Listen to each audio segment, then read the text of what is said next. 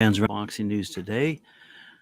Let's have a quick look at an upcoming fight taking place at the Mohegan Sun Arena on February 3rd, courtesy of our friends over at CES Boxing, who return with not one, not two, but three title fights.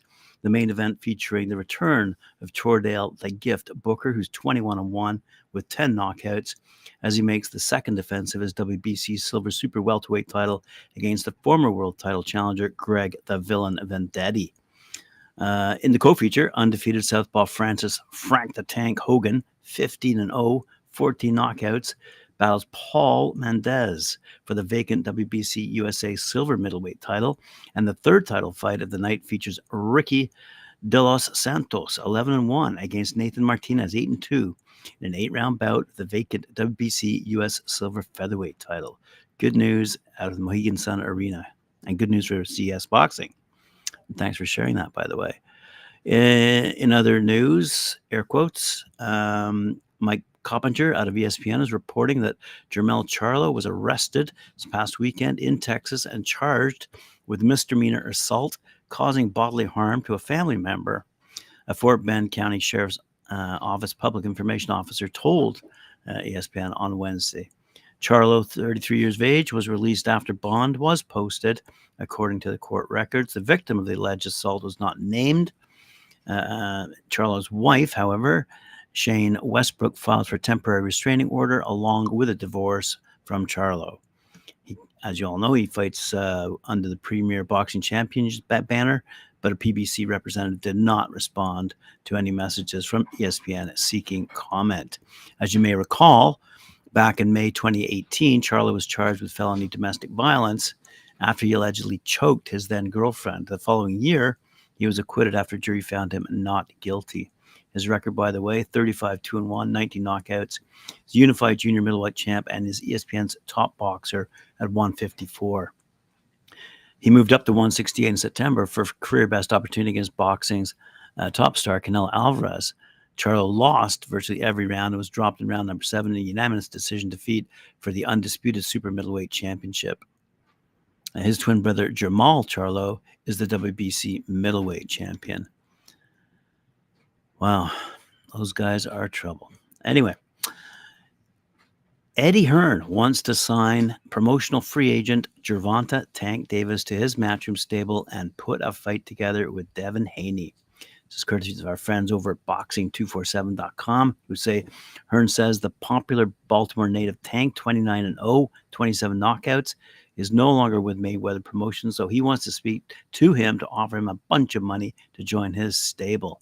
Hearn hopes to lure the popular face of boxing, Gervonta, in, sign him, and then put him together a mega fight with WBC light welterweight champion Devin Haney. Eddie said he tried to speak with Tank on the phone, but he didn't have any luck. He wants to talk with him in person, see if he can make any headway in a one-on-one conversation. And if Hearn can sign the 29-year-old Tank, now he'd be fighting on DAZN, obviously, and he would look to match him against the biggest names at 140, starting with Haney and then likely a rematch with Ryan Garcia. Hearn took issue recently with Tank's former promoter, Leonard Ellerbe, commenting on him speaking with him. He feels that Ellerbe has no say in the matter, considering that Tank is no longer signed with Mayweather Promotions. Hearn said, "What do you do? You're not officially involved with Gervonta Davis in any capacity. He's left Mayweather Promotions. You do not have a TV deal. You do not have any fighters. You used to try and take the Mickey out of DAZN, and Gervonta just boxed on DAZN. And Deontay is boxing on DAZN this weekend. Everyone is boxing on DAZN." So it sounds like Ellerbe got his feathers ruffled at seeing Hearn make such a move. And if he inks with the British promoter, it puts any possibility of Mayweather Promotions re-signing him on hold. And if Hearn can sign Tank, he might stay for the duration, which would leave Floyd's company out in the cold. Continued Hearn. So now what you want to have a go at me for reaching out to Gervonta direct? Tough shit. I do what I want. I ain't gonna reach out to you, am I? What does that have to do with you? Nothing, said Hearn. Ellerbe is more of a fan now. The fans have a lot to say on the situation. It's like that. I spoke to him yesterday, said Hearn about Gervonta. I don't post DMs like Gervonta Davis does, but it wasn't about the deal. We were just talking in general, and I'll say on the record, I actually said, do you remember my comments? Do you remember where I said, he's Tank, not a deep thinker? That pissed him off. I know how things work. Everybody, especially Leonard and those guys, will try and get Tank against me. Oh, Eddie Hearn, he's not. He wants to rob you. He wants to do this. He wants to do that. He'll never pay you right. If Tank Davis is a free agent, as Hearn says, it's odd that LRB would be chiming in about his wanting to speak with him. Why would he want to say anything at all if Tank is gone, unlikely to never come back in the fold? So when I say something like that, did you see what Eddie Hearn said? That guy, he can't be trusted. This is how boxing works, right? What I said was, I was asked a question about Gervonta Davis against Ryan Garcia, where I said, Gervonta Davis will win by stoppage, said Hearn.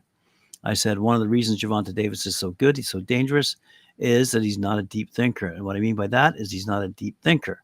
Then I said he's not articulate. And that was actually a wrong word to use. It's good that Hearn is he's trying to mend fences with Tank Davis over his misuse of the wrong word when talking about him. Ideally, Hearn should have gone public back when he first used the terms, as there was a firestorm of criticism about it. However, he said, when I spoke to Gervonta, I actually said, because he wasn't happy with my comment, I stand by my comment. And what I mean by that is, you're a dangerous guy, and if you don't give a fuck, he's not going to sit there and go, oh, I've got a fight on Saturday. I don't know. That's a dangerous fight. He's a savage, which makes him what he is. But I shouldn't have used that word. Actually, it was the wrong word to use for that. I apologize. I did actually say to him, I actually shouldn't have used that word, but I stand by the not a deep thinker, not a overthinker. That's what makes him what he is. He's a brilliant fighter and a savage. Well, we'll see where that goes. As we all know now, Anthony Joshua and Deontay Wilder are set to clash in March of 2024 if they both win their respective fights, which we'll discuss in a few moments. But apparently it's being negotiated as a 2-fight series in 2024.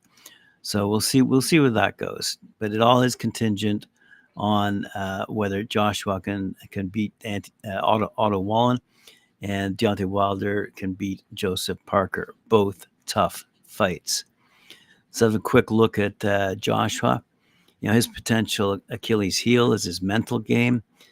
His knockout loss to Andy Ruiz Jr. and his 2 back-to-back defeats at the hands of current heavyweight unified champ Alexander Usyk have spotlighted Joshua's vulnerability in the past.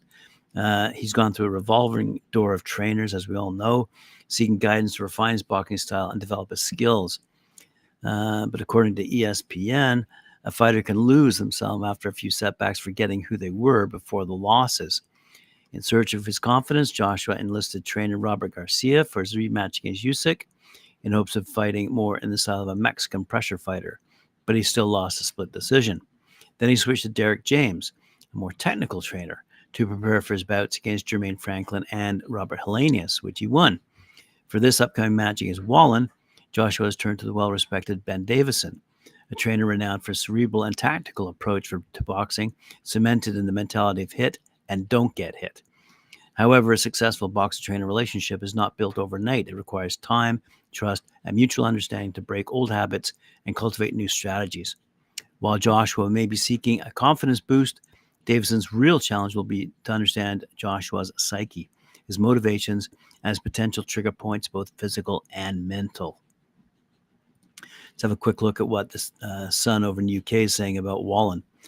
Wallin, the Swede who left Tyson Fury covered in blood and needing 47 stitches above his eye during their close encounter 4 years ago, he has won all 6 of his fights since.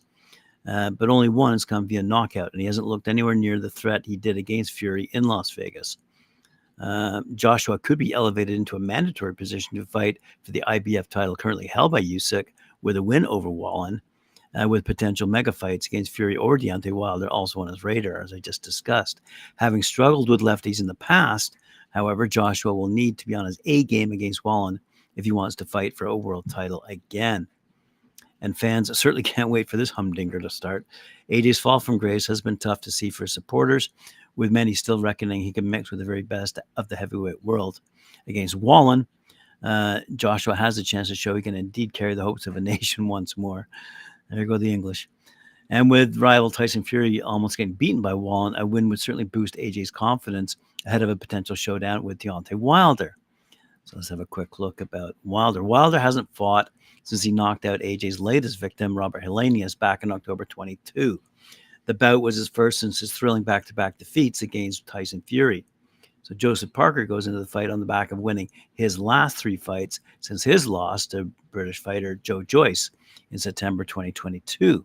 So this card coming up in Riyadh could set up another big money fight in Saudi Arabia, with Wilder set to clash with Joshua if they both win in 2024. Now, to end this on a somewhat of a lighter note, Frank Warren was with Tyson Fury, and Tyson Fury had a rather brilliant comment. Joseph Parker actually trains with Tyson, so Tyson had this to say in terms of advice to Joseph Parker as to how he might win. Don't get hit for 36 minutes. Great advice from Tyson Fury to any boxer, I suppose, in the world. Don't get hit. Love it. All right, fight fans. Thanks for joining me here on Talkin Fight for another episode of Boxing News Today. We'll see you tomorrow morning, 11 a.m. Eastern Time, for more boxing news, headlines, previews, recaps. As we move towards that big fight in Saudi Arabia, I'm sure we'll have more fun quotes to share with you. We'll see you then.